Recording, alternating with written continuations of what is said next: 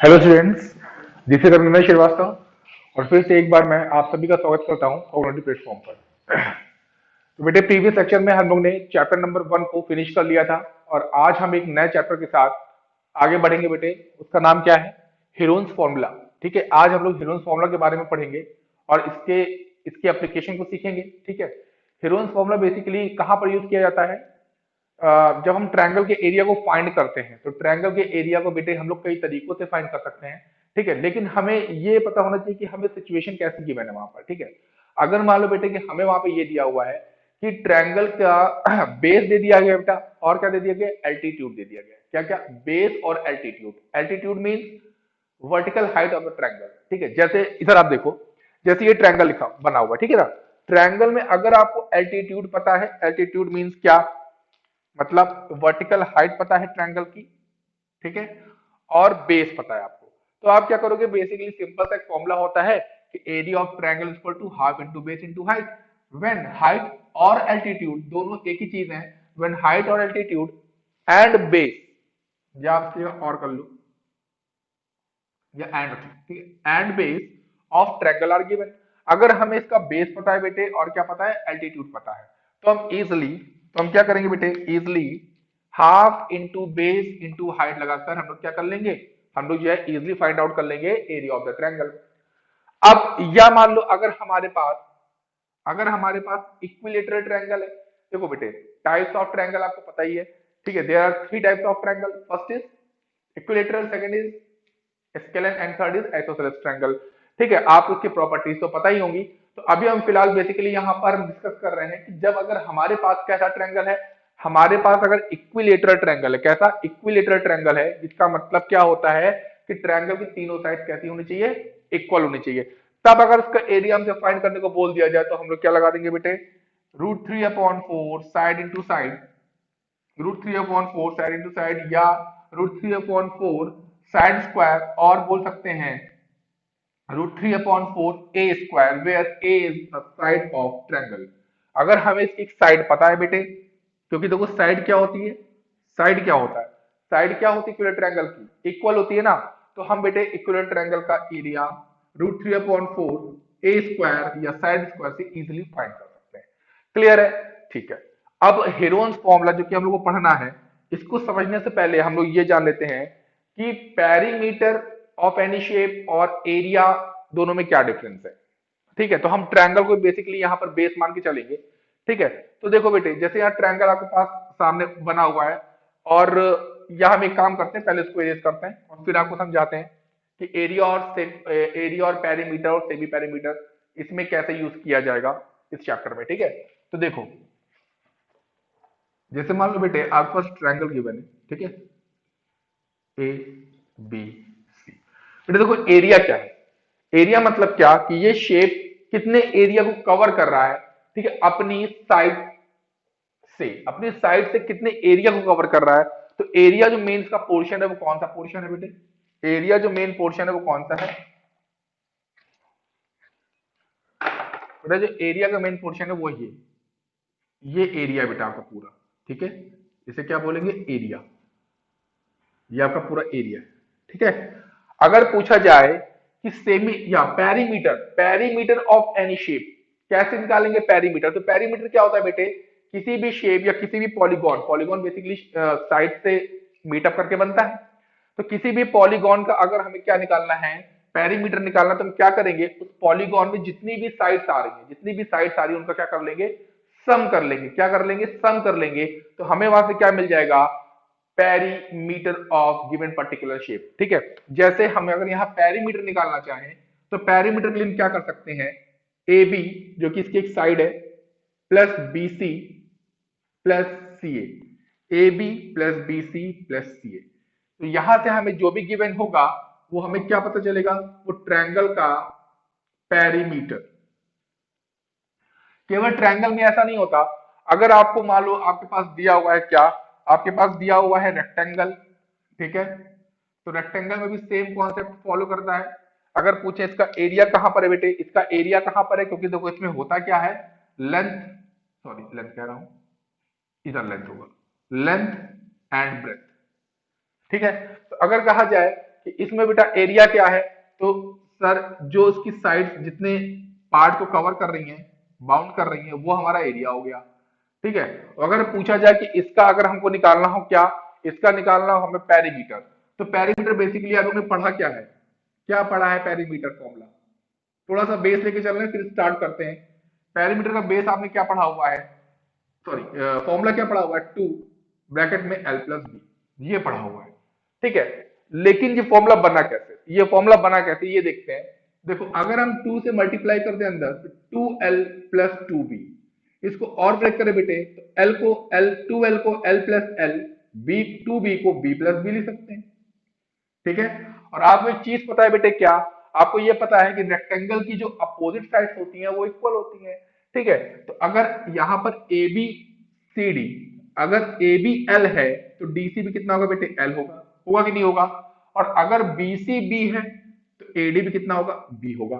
ठीक है। तो पेरीमीटर क्या मैंने बताया कि साइड्स जितनी भी है सबको सम कर दो। तो देखो l plus B plus b, l plus b, तो मैंने वही किया ना जो मैंने ट्रायंगल में किया था कि कोई भी पॉलीगॉन आपको दिया हुआ है उसका अगर पेरीमीटर निकालना है तो उसकी सारी साइड को क्या कर देंगे, सम कर देंगे, तो हमें तो क्या मिल जाएगा, पेरीमीटर मिल जाएगा। पेरीमीटर मतलब बेसिकली बोल सकते हैं बेसिक लैंग्वेज में sum of boundaries of any polygon. तो ये किसी भी पॉलीगॉन की जो बाउंड्री है उसके उसका सम कर लेंगे, उसकी मेजरमेंट का सम कर लेंगे, तो हमें क्या मिल जाएगा, उसका पेरीमीटर मिल जाएगा। अब चलते हैं हम लोग, एरिया हो गया है और रेक्टेंगल, एरिया और पेरीमीटर को हम लोगों ने बेसिकली थोड़ा थोड़ा समझ लिया है। अब चलते हैं हम लोग अपने टॉपिक पर, हीरोन्स फॉर्मूला। और हीरोन्स फॉर्मूला का यूज हम कब करते हैं ट्रायंगल में, किस लिए करते हैं ट्रायंगल में, तो इसको जानते हैं और फिर आगे चलते हैं क्वेश्चन को करते हैं। ठीक है। तो चलो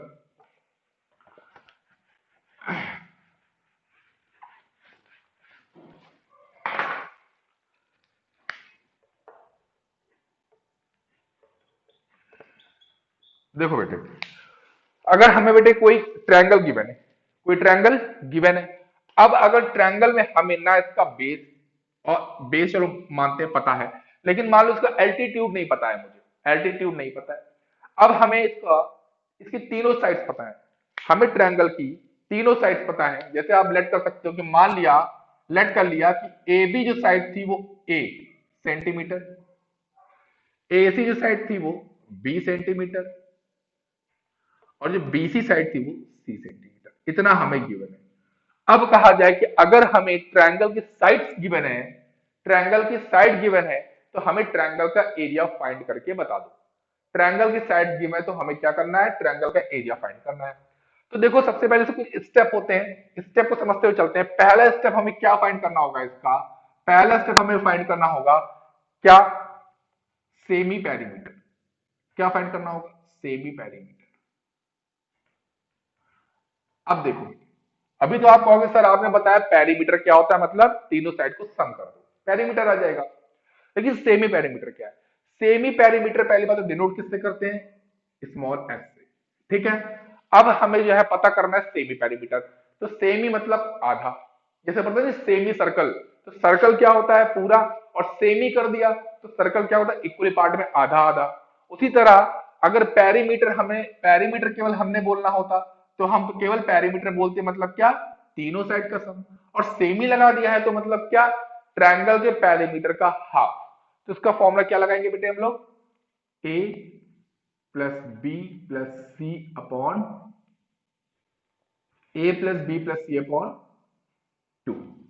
ये इसका बेटे सबसे पहले हम लोग फॉर्मूला अप्लाई करेंगे। तो यहां से हमें क्या पता चलेगा, यहां से हमें मिल जाएगा सेमी पेरीमीटर। ठीक है।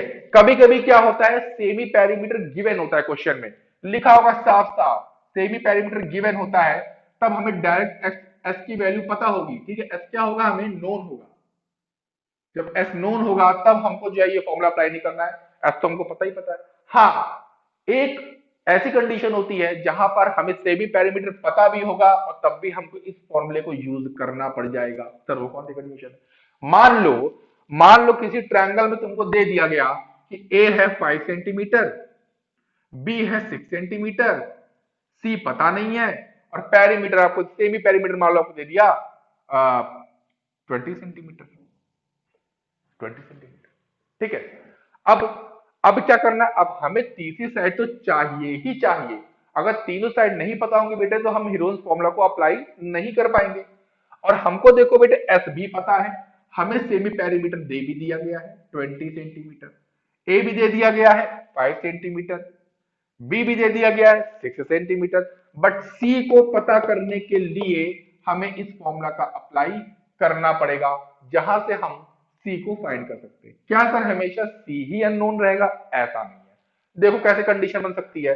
कभी ए को बोल देंगे कि ए जो है हमको पता नहीं, एक साइड नहीं पता, बी और सी दे देंगे। ठीक है, मतलब किसी एक साइड को गायब कर देंगे, दो साइड दे देंगे और आपको सेमी पैरामीटर दे दिया जाएगा। या कंडीशन क्या बन सकती है, दो साइड गायब कर दें। अब दो साइड कब गायब करेंगे, कहेंगे कि हमारे पास एक क्या है, पार्क है, और वो आइसोसेलेस ट्रायंगल के शेप का पार्क है। देखो लैंग्वेज समझो, हमारे पास एक पार्क है, ठीक है, ट्रायंगुलर फॉर्म में एक पार्क है, जिसका हमें क्या निकालना है, एरिया निकालना है। उसकी साइड जो होंगी, तीन साइड होंगी बेसिकली, जिसमें से एक साइड आपको गिवन होगी, उसका पेरीमीटर सेमी पेरीमीटर गिवन होगा। या कभी कभी एक और बताते भी कंडीशन क्या है। तो कई तरीके से क्वेश्चन बनते हैं। ठीक है, तो देखो हम क्या बोल रहे हैं कि एक पार्क है, ट्रायंगुलर पार्क है, ठीक है, और ट्रायंगुलर पार्क में क्या उसने बोल दिया कि भाई जो ट्रायंगुलर पार्क है वो कैसा है, ट्रायंगुलर पार्क जो है वो एक आइसोसेलेस शेप का ट्रायंगुलर पार्क है, और उसकी एक साइड दे दी, सेमी पेरीमीटर दे दिया, और कहा कि उसका एरिया बता दो। कहा क्या, उसका एरिया बता दो। तो अब देखो, अब कहोगे सर यहां तो हमें दो साइड नहीं पता, यहां तो हमें भाई ना ए पता होगा ना बी पता होगा, केवल एक साइड पता होगी। ठीक है, लेकिन देखो उसने बोला क्या है, उसने बोला आइसोसेलेस। आइसोसेलेस मतलब क्या होता है, आइसोसेलेस ट्रायंगुलर फॉर्म का एक पार्क है। मतलब क्या, कि ऐसा पार्क जिसकी दो साइड कैसी हैं बेटे, दो साइड इक्वल हैं। तो जब दो साइड इक्वल होंगी तो हम दो साइड को बेटे क्या, एक्स एक्स सेलेक्ट कर लेंगे, और तीसरी साइड तो हमें गिवन ही होगी बेटे, इस फॉर्मूला में अप्लाई कर देंगे। तो यहां से मान लो अगर ए एक्स है, बी भी हम एक्स सेलेक्ट कर लें, सी मान लो 10 दिया है अपॉन 2, और सेमी पेरीमीटर मान लो 20 दिया हुआ है, तो यहां से हम इजिली एक्स को फाइंड कर लेंगे, जो हमारी दोनों साइड हो जाएगी। और तीसरी साइड तो हमें बेटा गिवन थी ही थी, मान लो 10, तो हमें तीनों साइड मिल गई। ठीक है, कभी कभी क्या करते हैं, दो कंडीशन हो गई, कभी कभी क्या करेंगे, पेरीमीटर दे देंगे। क्या कर देंगे, पेरीमीटर दे देंगे। पेरीमीटर मतलब क्या होता है, देखो फॉर्मूला याद कर लो। पेरीमीटर बेसिकली यही से पेरीमीटर बना है, टू ट्रांसफर कर दोगे इधर तो 2s हो जाएगा, 2s equal to a plus B plus C. ये हो गया आपको क्या, पेरीमीटर। ठीक है, तो कभी कभी आपको पेरीमीटर दिया होगा, तो अगर पेरीमीटर दिया है तो सबसे पहले हमें वहां से क्या फाइंड करना पड़ेगा, सेमी पेरीमीटर। ध्यान देना है वर्ड पे, पेरीमीटर दिया है कि सेमी पेरीमीटर दिया है, मतलब 2s दिया हुआ है या s की वैल्यू दी हुई है। ठीक है, a गिवन है कि b गिवन है कि c गिवन है, मतलब कौन कौन सी साइड गिवन है, ट्रायंगल कैसा है, आइसोसेलेस है कि इक्विलेटरल है। कभी कभी कह देगा क्या, कि एक ट्रायंगुलर फॉर्म का पार्क है, इक्विलेटरल ट्रायंगल फॉर्म का पार्क है, और उसका जो है मान लेते हैं कि उसका पेरीमीटर आपको दे रखा है कितना, उसका पेरीमीटर दे रखा है आपको 30। ठीक है, अब देखो कैसे निकालोगे, अब कुछ भी गिवन नहीं है, क्या दे दिया, पेरीमीटर 30, पेरीमीटर 30 दे दिया है, और कह दिया है कि इक्विलेटरल फॉर्म का एक पार्क है। ठीक है, तो साइड कैसे निकालेंगे, अब जब पेरीमीटर दिया है तो मतलब क्या, मतलब क्या, आपको 2s दे दिया है, 2s दे दिया है, 2s कितना दे दिया है भाई, 2s हमको दे दिया है 30। यानी कि पहली बात तो यहां से s कितना निकल आएगा, अगर 2s 30 है तो s कितना आ गया, s आ गया 30/2 मतलब 15। अब जब s 15 मिल गया है तो एक चीज और देख सकते हो क्या, s इक्वल टू हम लोगों ने भी फॉर्मूला पढ़ा, a plus B plus c by two, यही तो पढ़ा। अब वो क्या कह रहे हैं, वो कह रहे हैं भैया जो पार्क है वो इक्विलेटरल शेप का पार्क है। तो हम क्या करेंगे, इक्विलेटर मतलब क्या, कि ट्रायंगल की तीनों साइड्स इक्वल, ट्रायंगल की तीनों साइड्स इक्वल, तो हम क्या कर लेंगे, तीनों को इक्वल कर लेंगे, डिवाइड बाय 2। ऐसा हम निकाल चुके हैं, ऐसा आया 15, 15 into 2 is equal to 3a, तो यहां से बेटा 3 5 का 15, 5 2 10, a बेटा कितना आ गया 10। और बेसिकली आप कॉमन सेंस का यूज करो, अगर ट्रायंगल है और कैसा इक्विलेटरल है और पेरीमीटर 30 दिया है, मतलब क्या, कि ट्रायंगल की तीनों साइड बराबर होती हैं, 3 से डिवाइड कर दो सीधे आ जाएगा 10। बट ऐसा आपको नहीं करना है, आप फॉर्मूला अप्लाई करके ही क्वेश्चन को सॉल्व करोगे। तो बेसिकली पहला क्या क्या हुआ, हमें सेमी पेरीमीटर निकालना है, और अब देखो नीचे देखो, सेमी पेरीमीटर निकाल लिया, देखो लिखा ना, h is equal to sum of all sides of triangle divide by two. Sum of all sides of triangle divide by two. पहला स्टेप क्या होगा एरिया निकालने के लिए, हम निकालेंगे क्या, semi perimeter. Semi perimeter denoted by small s. ठीक है, अब देखो मैंने इसको कैसे लिखा है आगे, sum of all sides of triangle मतलब a plus B plus C upon two where A B and C are the sides of the triangle. जो भी हमारे पास ट्रायंगल है उसकी जो साइड्स दी हैं a प्लस बी प्लस सी, उनको सम कर लेंगे, डिवाइड बाय टू करेंगे तो बेटे हमें क्या मिलेगा, सेमी पेरीमीटर स्मॉल एस। ठीक है, ठीक। अब इसी को देखो बेटे मैंने यहाँ पे और फॉर्मूला बनाया कि कभी कभी क्वेश्चन में आपको पेरीमीटर देता है, तो पेरीमीटर मतलब क्या, टू ले आओ एस के पास और करके मैं लिखा हुआ 2s equal to a plus B plus C, where 2s is denoted by perimeter या perimeter denoted by 2s is equal to a plus B plus C. तो जैसे क्वेश्चन आपको दिया होगा वहां से क्या करेंगे हम लोग, सबसे पहले a b c की वैल्यू फाइंड करेंगे और सेमी पेरीमीटर s की वैल्यू फाइंड करेंगे। अब उसके बाद क्या, सर ठीक है, इतना जानने के बाद हमको ये पता चल गया कि ए बी सी की वैल्यू पता करनी है और साथ ही साथ सेमी पेरीमीटर की वैल्यू पता करनी है। चलो ठीक है, ये तो मैंने गिवन जो भी इंफॉर्मेशन थी उससे मैंने ये चीजें मैंने पता कर ली। अब आगे क्या सर, तो अब आगे जो है बेटे हमें अप्लाई करना होगा हीरोन्स फॉर्मूला।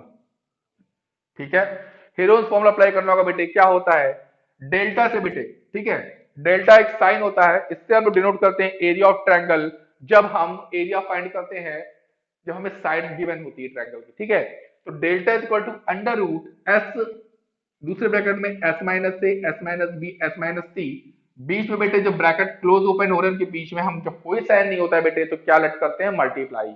ठीक है, अब यहां पर ए बी सी क्या है, ए बी सी है sides of the triangle, S क्या है बेटे, एस जो हमको सेमी पेरीमीटर हमने फाइंड किया है। बस बेटे वैल्यूज को यहां पुट करना है, सॉल्व करना है, एरिया हमारे पास हो जाएगा। क्लियर, तो चलो अब एक क्वेश्चन को सॉल्व करते हैं, क्वेश्चन के थ्रू ज्यादा समझ में आएगा। ठीक है, तो जल्दी से जो भी नोट डाउन करना है नोट डाउन कर लो। बेसिकली आप हीरोज फॉर्मूला नोट डाउन कर लो, पैरामीटर का फॉर्मूला नोट डाउन कर लो। ठीक है, फिर चलते हैं आगे क्वेश्चन के थ्रू समझते हैं। चलो बेसिक सा क्वेश्चन बेटे उठाते हैं, बेसिक सा क्वेश्चन उठाते हैं। देखो बेटे एक ट्रायंगल आपके पास गिवन है, एक ट्रायंगल गिवन है ए बी सी। ठीक है, एक ट्रायंगल बेटे गिवन है आपके पास।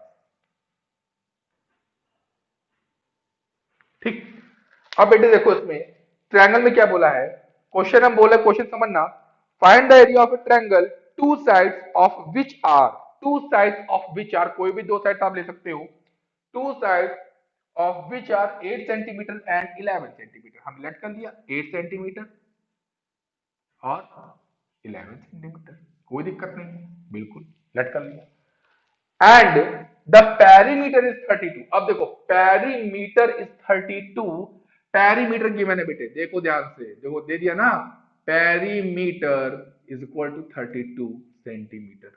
ठीक है, ये गिवन है। अब हमें इसका एरिया फाइंड करना है बेटे, एरिया फाइंड करना है।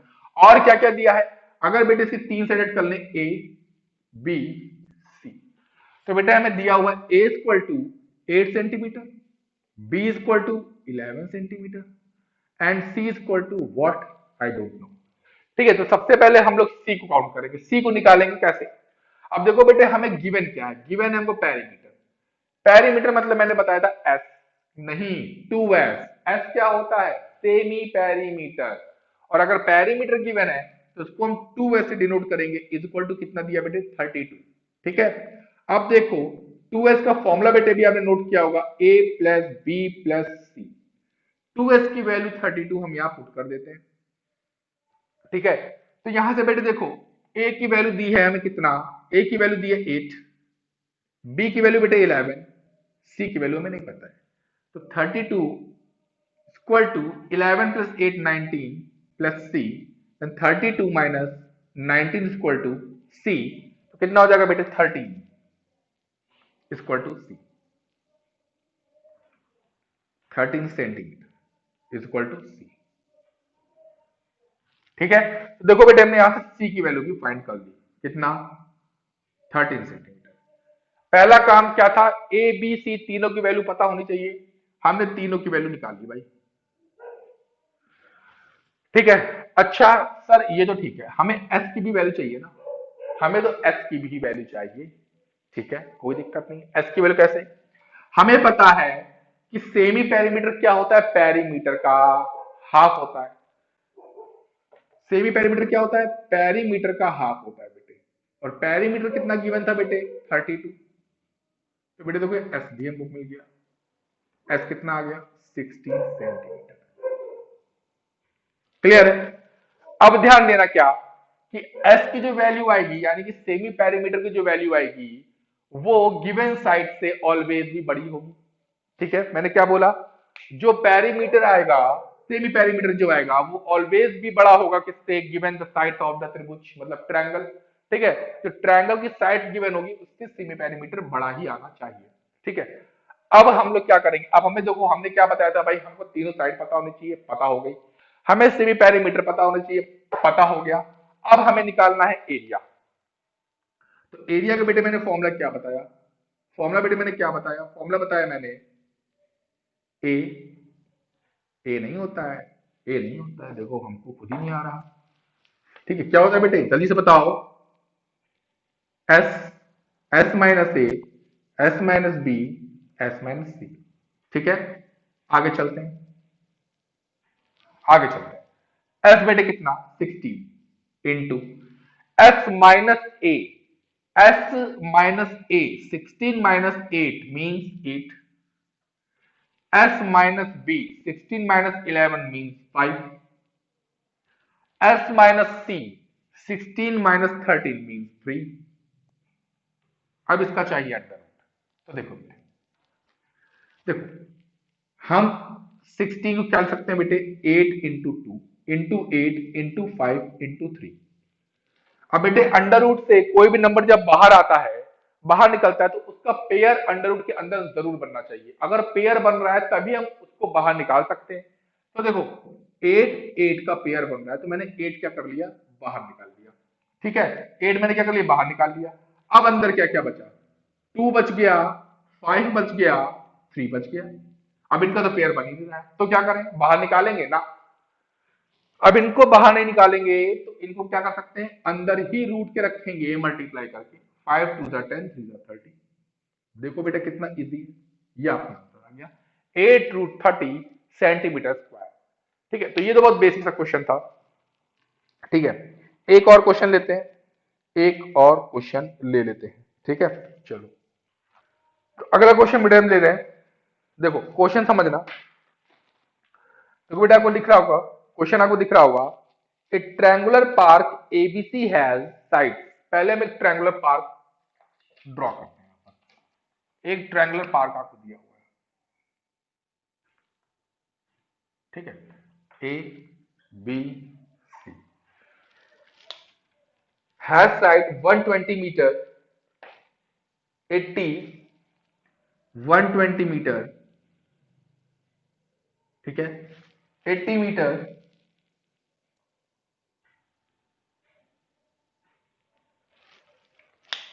80 मीटर एंड 50 मीटर। देखो बेटा इस बार आपको साइड सारी दे रखी है, ठीक है, लेकिन साइड आपको गिवन है। ठीक है, अब इसके बाद आगे देख लेते हैं। आगे लिखा है, एक gardener Dhaniya has to put a fence all around it and also plant grass inside. ठीक है, तो देखो एक गार्डनर है, ठीक, उसने क्या किया, इसके अंदर कुछ ग्रास को बोया, मतलब लगाया। ठीक है, how much area does she need to plant. अब उसको क्या है, घास को अंदर बोने के लिए, घास को अंदर लगाने के लिए कितना एरिया चाहिए होगा, जो इस साइड से क्या हो, बाउंडेड हो। ठीक है, कितना एरिया चाहिए होगा, find the cost of fencing it with wire at the rate of 20 per meter, leaving a space 3 meter wide for a gate on one side। अच्छा भाई, अब इस पहले सबसे बात समझो, पहले ये कि इसमें इन्होंने गेट भी लगा रखा है, एक गेट भी लगा हुआ है। क्या रखा है, एक गेट भी लगा हुआ है। और इसकी जो लेंथ है, जो इसकी मेजरमेंट है, वो कितनी है, 3 सेंटीमीटर की। ठीक है, तो सबसे पहले तो हमको ये फाइंड करना पड़ेगा कि भाई इसके अंदर हमें ग्रास को क्या करना है, बोना है, ग्रास को लगाना है। ठीक है, अब हमारे पास ये मेजरमेंट है, ठीक है, साइड की मेजरमेंट दी है, तो इससे क्या हुआ, एक एरिया बाउंड हो गया। तो हमें वही बताना है कि वो कितना एरिया है, ठीक है, जिसमें हम उस ग्राफ को क्या कर सकते हैं, इजिली बो सकते हैं, मतलब लगा सकते हैं, ठीक है। तो सबसे पहले हम एरिया निकालेंगे। एरिया के बाद क्या बोला है कि अब भैया कोई जानवर जो है बाउंड्री फांद के अंदर ना आ जाए, हमारी घास को ना खा जाए। तो वहां के जो कौन थे, वहां का जो गार्डनर था, उसने क्या किया, उसने क्या किया, इस पे फेंसिंग कर दी। फेंसिंग क्या होता है, इस पे बाउंड्री में क्या कर दी, फेंसिंग कर दी। फेंसिंग मतलब भैया जानवर ना आने पाए इस पे। तो उसने क्या किया, इस पे कटीली कटीली क्या लग दिया। तो आपने देखा होगा ना कि कहीं कहीं देखो बाउंड्री में क्या करते हैं, खूब झाड़ी या कटीली कटीली जो तार लगा देते हैं, इसको बांध देते हैं, जिससे कोई अंदर नहीं आ पाता, ठीक है। तो वही पूछा है कि फेंसिंग, फेंसिंग की गई है इस पे, ठीक है। तो इसमें फेंसिंग लिए क्या पूछा गया है कि find the cost of fencing. भाई फेंसिंग किया इस पर तो कुछ कॉस्ट आई होगी, ठीक है। जो वायर लगाया है, अच्छा वायर से फेंसिंग की गई है, ध्यान से अब देखो क्वेश्चन में, वायर से फेंसिंग की गई है, तार लगाए गए हैं, ठीक है। एट द रेट 20 पर मीटर, 20 पर मीटर मतलब अगर वायर खूब लंबी है और उसका अगर 1 मीटर काट लिया जाए, तो 1 मीटर का जो कॉस्ट है बेटे, वो दिया है 20 रुपीज। 1 मीटर का जो कॉस्ट है वो दिया 20 रुपीज। तो अब हमें पता करना है कि अगर हम पूरे शेप पर तार लगाएंगे, वायर लगाएंगे, तो उसमें 20 रुपीज के हिसाब से हमें कितना पे करना होगा। तो वो तो बात की बात है, दो क्वेश्चन पूछे गए हैं, एक तो कॉस्ट पूछी गई है और एक एरिया पूछा गया है। तो पहले हम लोग एरिया फाइंड करते हैं, कितने एरिया में हम घास को या फिर ग्रास को इसमें लगा सकते हैं। तो चलो पहले एरिया फाइंड कर लेते हैं। अब एरिया फाइंड करने के लिए सबसे पहले बेटे हमें क्या चाहिए, हमें चाहिए सेमी पेरीमीटर। क्या होता है बेटे, ए प्लस बी। सबसे पहले ये देख लो गिवन क्या क्या है। सबसे पहले क्वेश्चन शुरू करने से पहले हमें लिखना होता है गिवन क्या क्या है। गिवन है बेटे हमें A is equal to 50, B is equal to 120, C is equal to 80। ठीक, अब हम निकालेंगे S is equal to A plus B plus C upon two, S मतलब semi perimeter, 50 plus 120 plus 80 divide by two, मतलब कितना आ जाएगा बेटा ये 250 डिवाइड बाई टू, ठीक है। 8 180 120 कितना हो जाएगा बेटे 200, 50 250 यानी कि 125 सेंटीमीटर। यानी कि हमें बेटे यहां से क्या मिल गया, एस इक्वल टू 125 सेंटीमीटर, ठीक है। ये हमें बेटे सेमी पेरीमीटर मिल गया। अब हमें बेटे क्या करना है, अब देखो हम लोग फॉर्मूला अप्लाई करते हैं, क्या फॉर्मूला क्या अप्लाई करते हैं बेटे, S, S minus A, S minus B, S minus C, ये तो फाइंड करते हैं। तो एस हमको बेटे मिल गया है, अब जरा एस माइनस ए निकालने बेटे। तो एस कितना है 125 minus A 50 is equal to कितना बेटे 75 सेंटीमीटर। क्लियर है। एस माइनस बी मतलब 125 minus 120 equal to 5 centimetre. S minus C मतलब 125 माइनस 80 इक्वल टू कितने हो जाएगा बेटा 45 सेंटीमीटर। ठीक है बेटे, इतना क्लियर हो गया, ठीक। अब हमें फॉर्मूले पे अप्लाई कर देना है। एस, एस बेटे कितना है 125 फाइंड किया। फिर S minus A, S minus ए बेटे कितना है 75 इंटू 75। एस माइनस बी बेटे कितना है, एस माइनस बी है 5 और एस माइनस सी बेटे कितना है 45। इसको हम लोग को सॉल्व करना है। तो देखो बेटे 125 को बेटे हम लोग क्या लिख सकते हैं, 25 5 जा 125, ठीक है। 75 को 25 3 जा, ठीक बेटे, इंटू 5 इंटू 45 को 9 5 जा 45। क्लियर है ना बेटे, क्लियर है, ठीक। चलो अब देखो जिसका पेयर बनता है वो रूट से बाहर चला आता है। तो देखते हैं डेल्टा इक्वल टू 25 25 25 आ गया बाहर, 5 5 5 भी आ गया बाहर। अब देखो बेटे 3, अच्छा 9 बचा होगा ना, अच्छा 9 जो है 9 किसका स्क्वायर है बेटे, 9 है 3 का स्क्वायर, 3 भी बाहर आ गया बेटे, ठीक है। अब क्या क्या बचा, एक ये 3 बच गया बेटे और एक ये 5 बच गया। तो 5 3 जा 15।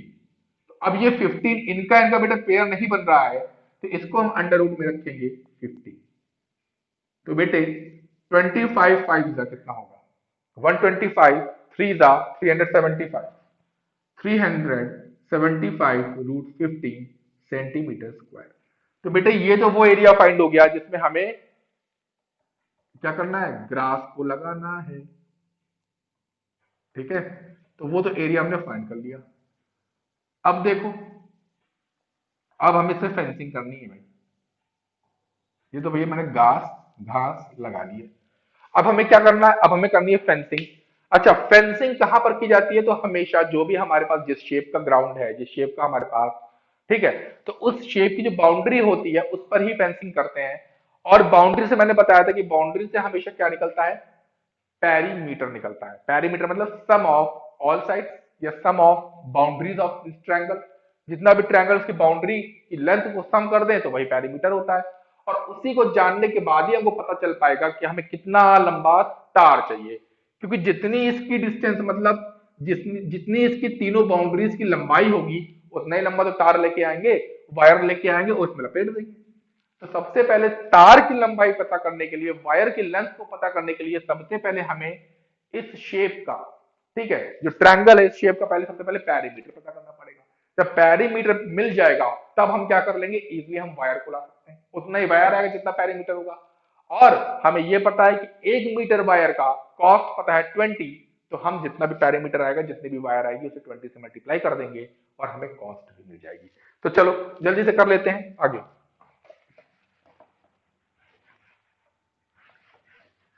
अब देखो बेटे इसमें गिवन क्या था, गिवन था इसमें हमको केवल साइड गिवन है। तो पहले हम निकाले थे पेरीमीटर।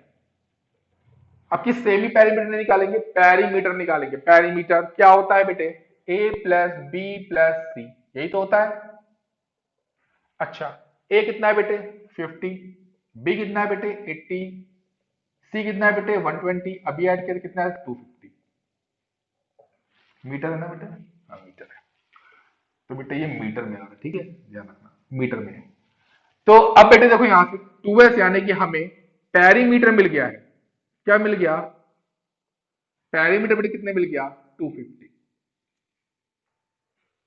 तो क्या हमें इतना लंबा वायर लाना चाहिए, तो क्या हमें इतना लंबा वायर लाना चाहिए, लाना तो चाहिए हमको इतना ही लंबा वायर। लेकिन एक दिक्कत क्या, कि जो गार्डनर था उसने बीच में एक गेट लगा दिया है। एक क्या लगा दिया, गेट। अब गेट पे तो तार लगाओ नहीं, गेट भी वायर लगा के रखे हुए हो, गेट पे तो वायर नहीं लगेगा।